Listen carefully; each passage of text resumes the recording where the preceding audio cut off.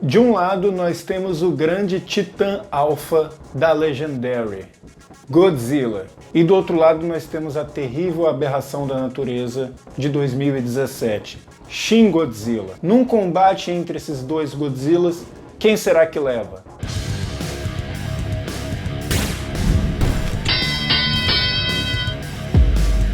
Bem-vindos, galera do Nerd Battle. É o seguinte, eu vou fazer um teste nesse vídeo aqui, que é tentar analisar uma luta nesse formato de vlog. Eu vou garantir que todas as lutas sejam desse jeito? Não, não vou garantir. Mas eu quero fazer um teste para ver se é possível fazer esse tipo de batalha. E se você é novo no canal e não sabe do que eu tô falando, dá uma olhada nesse vídeo aqui, onde a gente analisa a luta entre o Galactus e o Aurelion Sol do League of Legends.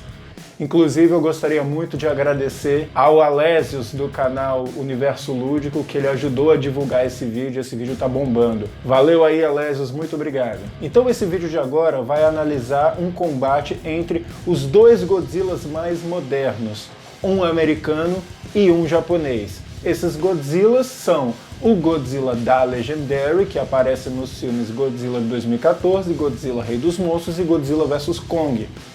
E o adversário dele será Shin Godzilla, que eu já fiz também uma análise do filme. Você pode clicar aqui no card para assistir a minha análise de Shin Godzilla, que é um Godzilla completamente diferente do Godzilla da Legendary. E aí, se os dois lutassem, quem seria o vencedor? Para concluir quem seria o vencedor, antes de tudo, é bom a gente fazer uma análise superficial de cada um deles e no final a gente diz o resultado e explica o resultado.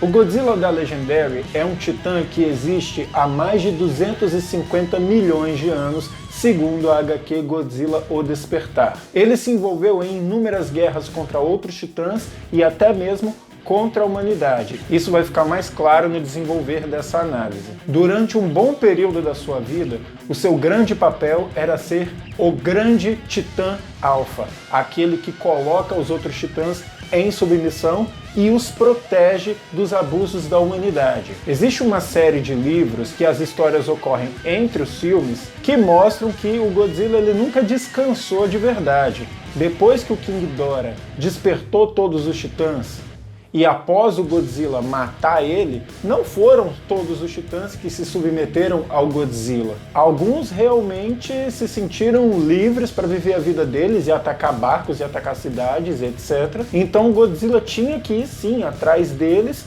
para mandar eles dormirem, mandar eles hibernarem. Um desses exemplos é o próprio Esquila, que depois que foi despertado pelo King Ghidorah, ele olhou para a cara do Godzilla e falou: ah, não tô a fim de obedecer suas ordens não. Então o Esquila continuou tocando terror em alguns lugares. O Godzilla teve que ir atrás dele para botar o Esquila para dormir. Então o Godzilla sempre foi um titã muito ativo. Ele sempre teve o papel de manter o equilíbrio do planeta e para isso ele tinha que mandar os titãs dormirem, porque se isso não acontecesse, isso podia desencadear uma guerra entre os titãs e a humanidade. No geral, a gente pode dizer que o Godzilla é um animal extremamente forte, ele tem 90 mil toneladas, 120 metros de altura e é muito resistente, ele aguenta muita porrada. Corpo a corpo, ele pode contar com mordidas, arranhões, pisões e até golpes com a cauda, como por exemplo quando ele usou um golpe com a cauda para matar o Muto voador. Ele tem tanta força que ele consegue arrancar uma das cabeças do King Ghidorah, basicamente mordendo ela e puxando. E não foram os dentes do Godzilla que cortaram a cabeça do King Ghidorah. Os dentes serviram para segurar e o que realmente arrancou a cabeça do King Ghidorah foi a força do puxão que ele deu com a cabeça. E isso por si só é um absurdo, porque o King Ghidorah conseguiu segurar o peso do próprio Godzilla com as suas 3 cabeças e voar com ele para a troposfera. Então cada cabeça dessa conseguia aguentar no mínimo 30 mil toneladas, né? Já que 90 mil toneladas dividido por 3 são 30 mil toneladas. Então sim, para o Godzilla arrancar uma cabeça do King Ghidorah só puxando com força, ele tem que ter muita força naquela cabeça dele. Só no que aconteceu nos filmes, a gente pode dizer que o Godzilla da Legendary derrotou 2 Mutos, derrotou o King Ghidorah e derrotou o Kong 2 vezes. Mas se vocês contarem as HQs e os livros, o Godzilla ainda derrotou a Esquila, o Godzilla ainda derrotou o Shinomura, derrotou o Muto Prime, que é o pai daqueles Mutos do filme de 2014. Então ele realmente é um adversário de peso. Ele é muito forte, ele não é pouco forte. E é claro, a gente não pode esquecer de falar da baforada atômica dele, que é a principal marca registrada do Godzilla. Do outro lado, nós temos o Shin Godzilla. Ele é completamente diferente do Godzilla da Legendary. Ele é uma aberração da natureza criada a partir de micro-organismos que nadavam próximo ao lixo nuclear que foi jogado no oceano, e isso deu origem a ele. O Shin Godzilla, como eu mesmo acabei de falar, ele é uma aberração. Ele cresce de forma descontrolada. Tudo que ele faz é simplesmente inevitável de se fazer. Ele é basicamente um tumor vivo que busca alimento. O seu grande objetivo, quando saiu da Terra, foi buscar seu alimento, que é radiação. Ele só se tornou o que é porque ele devorou todo o lixo radioativo que estava jogado no mar. Mas uma vez que acabou esse combustível, ele teve que buscar em outro lugar. Do contrário, ele morreria de fome. A grande verdade, que muita gente às vezes até ignora, é que o Shin Godzilla, na verdade, é a vítima da história. Ele não pediu para ser criado, mas uma vez que ele foi criado, ele apenas lutou para sobreviver. Ele buscou um único alimento que conseguia sustentar a existência dele. E por isso ele espalhava um rastro de destruição por onde ele passava. Se a gente pode dar destaque para uma habilidade do Shin Godzilla, é com certeza a extrema capacidade dele de se adaptar ao ambiente onde ele está. No filme, ele começa com o formato de um girino e aos poucos vai assumindo uma forma que permite ele entrar na Terra até que ele se torna um dinossauro gigante de fato. Ou seja, ele evolui muito rápido, ele cresce muito rápido, e é por isso que o filme mostra que ele tem a carne exposta, porque a pele dele não dá conta de acompanhar o crescimento dele e por isso ela racha. E o motivo dele em algum momento ter assumido a forma de um dinossauro é porque o DNA meio que reconheceu que a forma de um dinossauro ajudaria ele a sobreviver naquele ambiente hostil, que era um ambiente em que todo mundo à sua volta queria te matar. Mas o livro de arte ilustrada do filme mostra que a última forma dele era uma forma humanoide. Embora ela nunca tenha acontecido, isso venderia a ideia de que o Godzilla em algum momento iria assumir uma forma parecida com a forma humana e iria desenvolver bem mais a inteligência dele.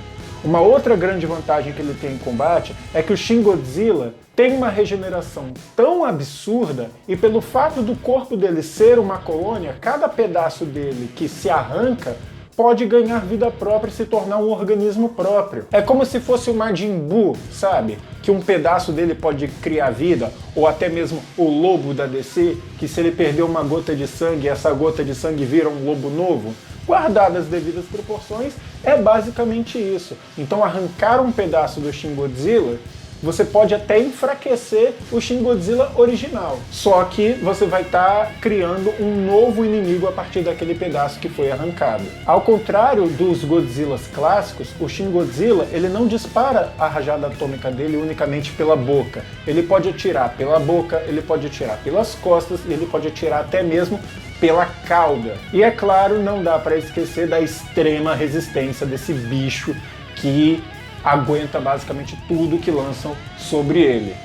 Tanto que ao final do filme, para ele ser destruído, tiveram que usar a inteligência e não a força bruta. Tiveram que fazer ele ingerir um produto que fez o corpo dele se congelar por inteiro. Sabendo disso, quem será que venceria uma luta entre o Godzilla da Legendary e o Shin Godzilla? Os dois têm vantagens e desvantagens, mas a gente precisa ver qual que pesa mais. O Godzilla da Legendary é um titã alfa. Ele vai atrás da encrenca. Tem caçadores e piratas atacando titãs? Ele vai atrás da encrenca para resolver. Tem titã fazendo merda? Ele vai atrás para resolver. E ele faz isso há milhões de anos. Então o Godzilla da Legendary claramente tem uma vantagem em experiência em combate, por assim dizer. Não dá para dizer que o Shin Godzilla tem experiência em combate, primeiro porque ele nasceu há muito pouco tempo. Ele foi criar uma noção de que ele existe no mundo há pouco tempo, sem falar que ele vive num mundo onde monstros gigantes não existem. A vida dele se limitou a viver na água, se alimentar de lixo radioativo, sair da água, encarar o poderio militar e só. Enquanto que o Godzilla da Legendary, não, ele realmente vive brigando.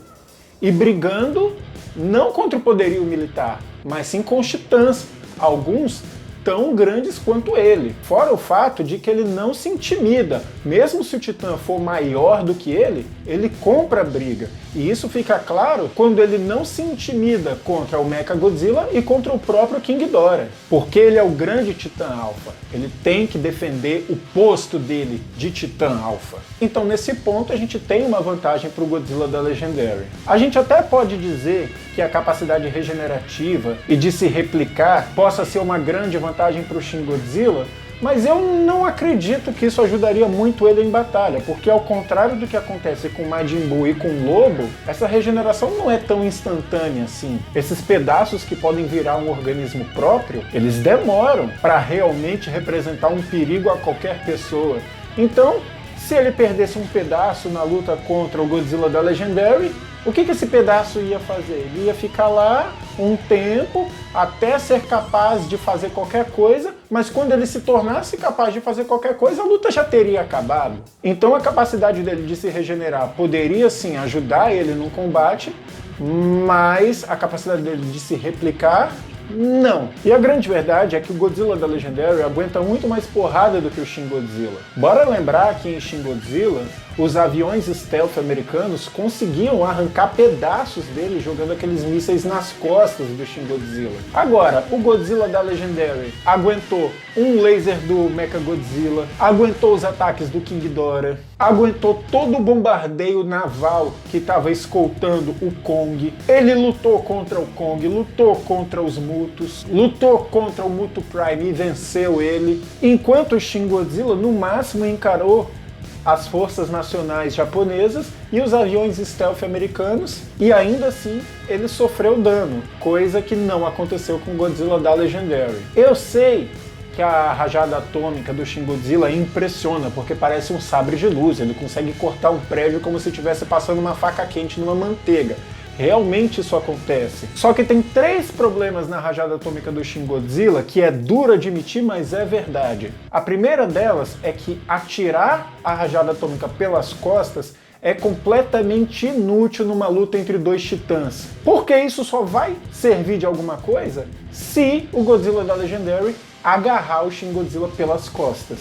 Só. Se eles estiverem frente a frente, atirar pelas costas não vai adiantar nada. O segundo grande problema é a falta de combustível, porque uma hora esse combustível acaba. Essa fumaça preta que tem dentro dele, uma hora acaba. E a terceira, que é o grande problema, é que quando esse combustível acaba, ele entra num estado de estase, que ele basicamente congela e descansa para poder recarregar essa energia.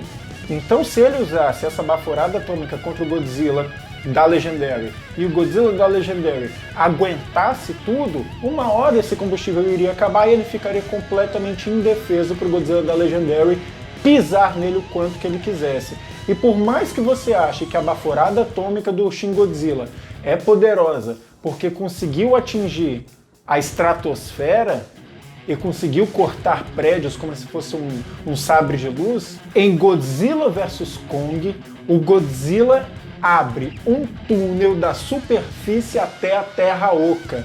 Então, até mesmo a baforada atômica do Godzilla da Legendary é mais poderosa do que a baforada atômica do Shin Godzilla. Isso pra mim tá muito claro. Só pra vocês terem ideia, se a gente pegar aquele esquema lá do Ren Serizawa mostrando aonde que fica a Terra Oca no planeta, a gente vai ver que esse túnel que o Godzilla teve que escavar tem aproximadamente 4.500 quilômetros. E olha que esse túnel tinha um diâmetro maior do que a altura do Kong, que era de 102 metros. Para derreter um túnel com esse volume de pura rocha, o Godzilla tem que ter gasto, no mínimo, nivelando por baixo, 110 mil megatoneladas de TNT de energia pura saindo da boca dele. E depois disso, ele ainda tinha energia para usar contra o Kong e contra o Mechagodzilla, o que mostra que ele tinha muito mais combustível do que o Shin Godzilla.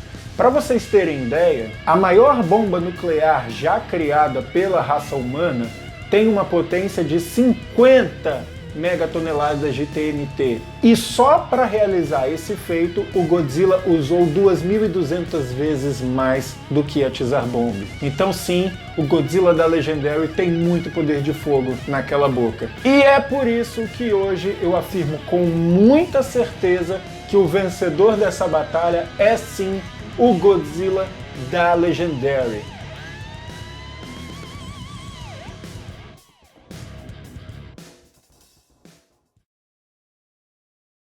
Mas, se por algum motivo você discorda desse resultado, não tem o menor problema. Comenta aqui embaixo e comenta também a próxima luta que vocês querem ver nesse quadro. Valeu, galera! Se gostaram do vídeo, não se esqueçam de clicar no gostei, favorite o vídeo e se é a sua primeira vez aqui no canal, se inscreve e ativa o sininho para receber as notificações dos próximos vídeos.